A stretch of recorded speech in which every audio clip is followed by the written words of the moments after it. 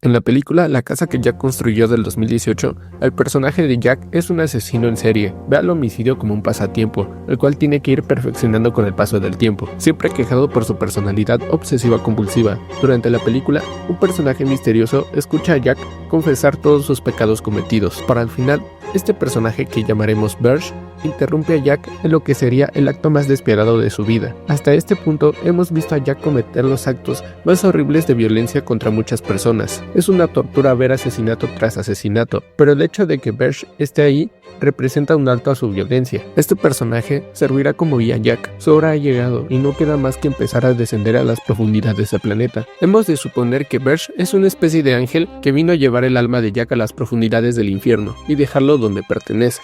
Pero, ¿qué es el infierno? Desde tiempos antiguos, la humanidad ha imaginado un lugar destinado para el castigo después de la muerte, un sitio oculto más allá del mundo de los vivos, donde las almas enfrentan las consecuencias de sus actos. A ese lugar lo llamamos infierno, pero el infierno no nació como una sola religión, ni tiene un único origen. La idea aparece mucho antes del cristianismo, incluso antes de la escritura misma, cuando las primeras civilizaciones intentaban responder una pregunta inevitable: ¿qué sucede después de morir? En la antigua Mesopotamia, una de las primeras cunas de la civilización, se creía en un inframundo oscuro llamado Kur, un lugar sombrío donde todas las almas vagaban sin importar si habían sido buenas o malas. No era un castigo moral, sino un destino inevitable.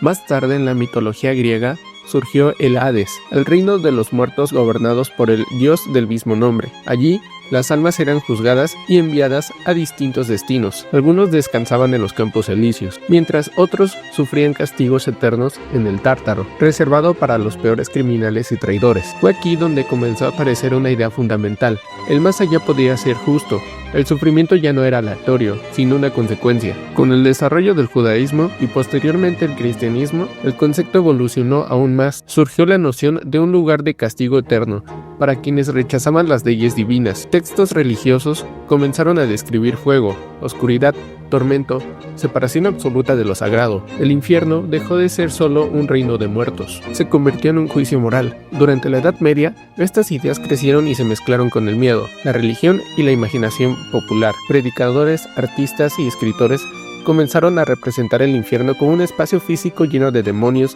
tormentos y castigos diseñados para cada pecado. No solamente era una creencia espiritual, también era una advertencia. El infierno funcionaba como un espejo del comportamiento humano, una forma de explicar el mal, imponer normas sociales y dar sentido al sufrimiento del mundo. Y con el paso de los siglos, esta imagen colectiva se volvió cada vez más detallada, hasta que un poeta italiano transformó todas esas ideas dispersas en una visión única, organizada y profundamente humana del castigo eterno. Ese poeta fue Dante Alighieri. En el siglo XIV escribió la Divina Comedia, un poema épico dividido en tres partes: el infierno, el purgatorio y el paraíso. Pero es la primera parte, el infierno, la que dejó huella imborrable en la cultura occidental. La historia comienza con Dante, perdido en el bosque oscuro, símbolo de una vida desviada del camino correcto. Allí aparece el poeta romano Virgilio, quien se convierte en su guía a través del más allá. Juntos descienden al infierno, un lugar no caótico, sino perfectamente estructurado. Para Dante, el infierno no es solamente un sitio de fuego y demonios, es un sistema moral absoluto, un lugar donde cada pecado recibe un castigo diseñado específicamente para reflejar la naturaleza del crimen cometido. El infierno está formado por 9 círculos concéntricos que se hunden cada vez más hacia el centro de la tierra. Mientras más profundo se desciende, más grave es el pecado y más terrible es el castigo. En los primeros círculos se encuentra quienes fueron dominados por sus deseos, los lujuriosos, arrastrados eternamente por tormentas violentas, los glotones, condenados a revolcarse en el lodo bajo la lluvia interminable, y los avaros, obligados a empujar enormes pesos sin sentido alguno. Pero conforme Dante avanza, el infierno se vuelve más frío, más silencioso y más humano. Aparecen los violentos, sumergidos en ríos de sangre hirviendo. Luego los fraudulentos, castigados mediante engaños que reflejan sus propias mentiras. Y finalmente, en el último círculo, se encuentran los traidores, aquellos que rompieron la confianza humana, considerados por Dante como los peores pecadores de todos. Allí, en el punto más profundo del infierno, no hay fuego, sino hielo, un lago congelado donde reina Lucifer,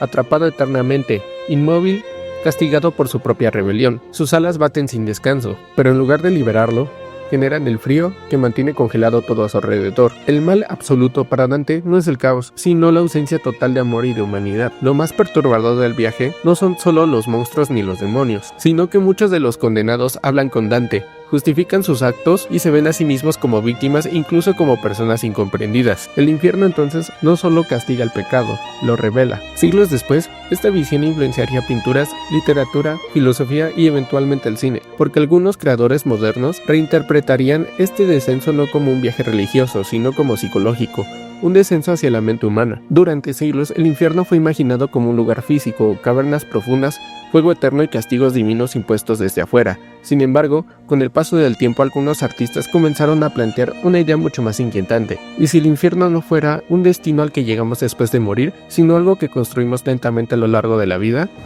Me cae que esta vida y no chingaderas es el cabrón infierno. Esa es precisamente la pregunta que plantea La casa que Jack construyó, dirigida por Lars von Trier, una película que toma de inspiración directa el viaje al inframundo descrito por Dante Alighieri en la Divina Comedia, pero transforma ese descanso espiritual en algo mucho más perturbador, un viaje hacia la mente de un asesino. La historia sigue a Jack, un ingeniero inteligente, solitario y emocionalmente desconectado, que narra su vida de un criminal mientras mantiene conversaciones constantes con una figura misteriosa llamada Berge, cuyo papel recuerda claramente al guía que acompaña a Dante en el descenso al infierno. A través de esta conversación, la película adopta una estructura de una confesión, donde cada recuerdo funciona como un escalón a lo que se acerca cada vez más a su propia condena. Jack relata 5 incidentes que marcaron su evolución como un asesino serial. Todo comienza con un encuentro aparentemente casual en la carretera, cuando recoge a una mujer desconocida. Lo que inicia como una interacción incómoda, pronto se revela como su incapacidad para relacionarse con los demás, culminando en su primer asesinato torpe y decisivo que despierta en él una sensación de poder y propósito. A partir de ese momento, sus crímenes se vuelven cada vez más calculados.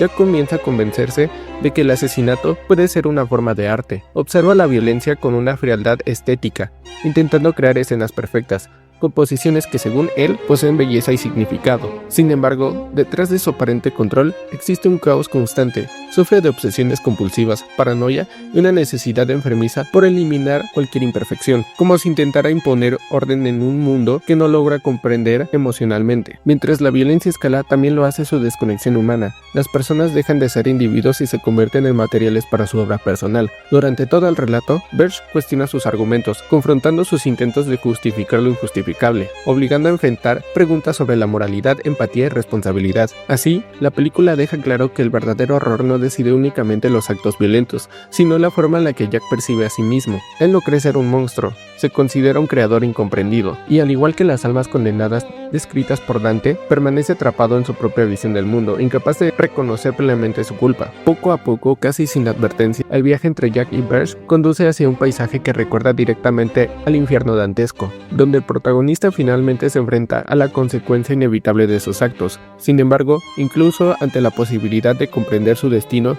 Jack intenta desafiar las reglas una última vez, demostrando que su mayor condena no es el castigo eterno, sino su incapacidad de aceptar los límites de su propia humanidad. De esta manera, la película convierte el concepto clásico del infierno en algo profundamente moderno, no en un lugar gobernado por demonios, sino una mente incapaz de sentir arrepentimiento, un infierno construido piedra por piedra por el propio Jack.